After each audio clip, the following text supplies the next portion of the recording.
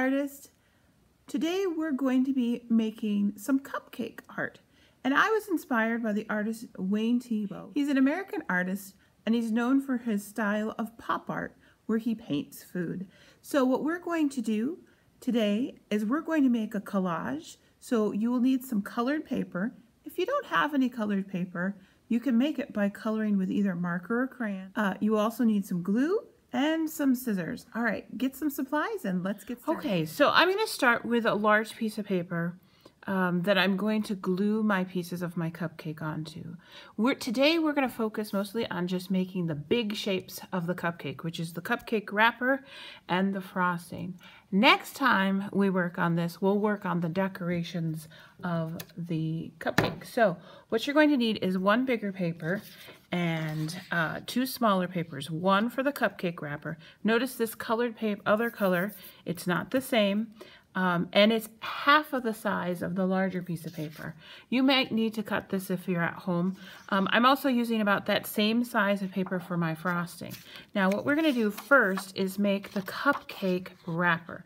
And the way I do that is I take my colored piece of paper, and remember, if you're at home and you don't have a colored piece of paper, take a crayon, a piece of notebook paper or any kind of paper and color that, and then you can do the same thing as what we're doing. So what I'm going to do is fold this in half, and remember, match the corners before you push it down. Hold it and push down in the middle. Now what we're going to do, I like to draw this before I cut. And what you need to do is actually on the open edge, that's the side, not where the fold is, but on the part that can open up, we're going to draw a diagonal line. And I'm going to start in the corner. I don't want to go from corner to corner. That would be making a triangle. What I'm looking for is a new shape called a trapezoid. And I'll show you what that looks like when I'm done.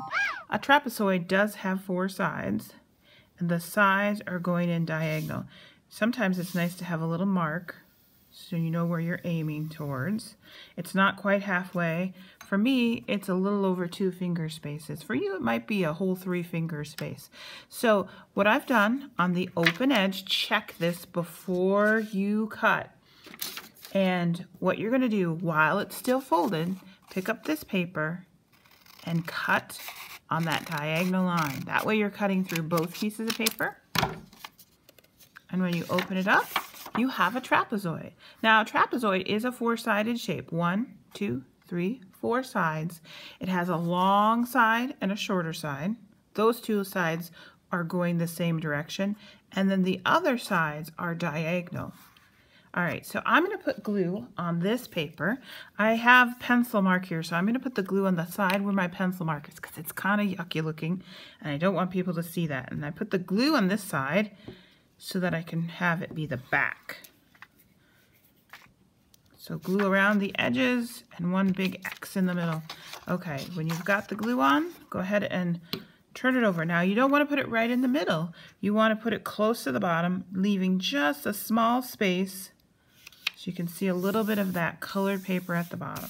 Now if your paper in the background is a different color, that's fine with me. It could be any color. It doesn't have to be black if you're at home.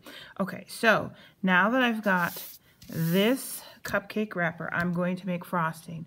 And there are 3 choices I'm going to give you if you're in school. And that is white frosting, chocolate frosting, and pink frosting. So I have a couple finished ones. I know this is not what yours looks like, but you can see the pink and the chocolate frosting here. I'm going to be showing the white. It doesn't matter which one you choose. And instead of cutting, I am going to tear my frosting out. And the reason I'm doing that is I'm trying to create a kind of a frosting texture.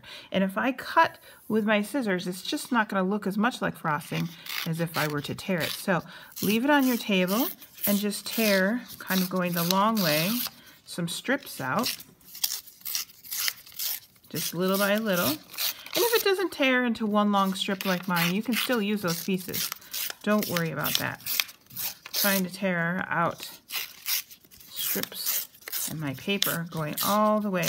If you hold it on the table like this, it keeps it from moving around. Okay, so I've got my pieces torn out.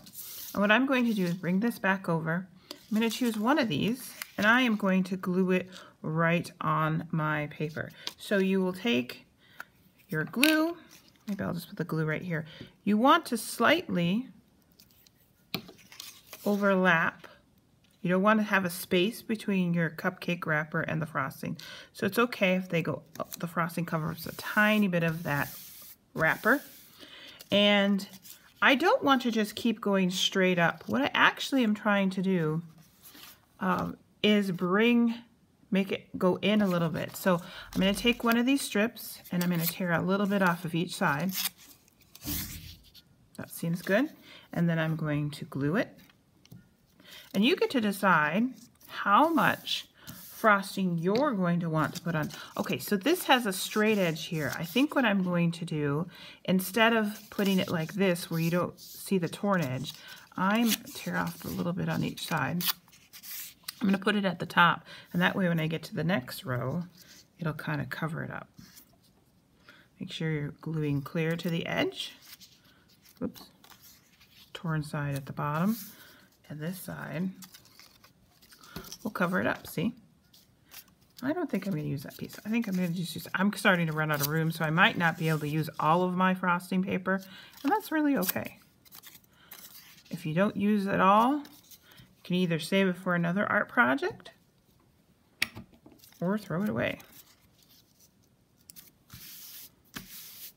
So I've got my frosting kind of going in from the top, and now this is where I'm going to stop for today.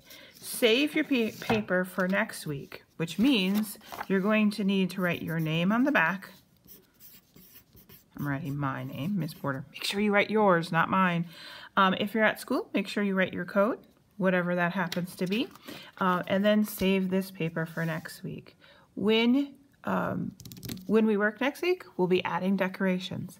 Remember, if you're at home, to send me a picture on Seesaw so I can see how you're doing. All right, artists, have a great day and stay creative. Until next time, bye-bye.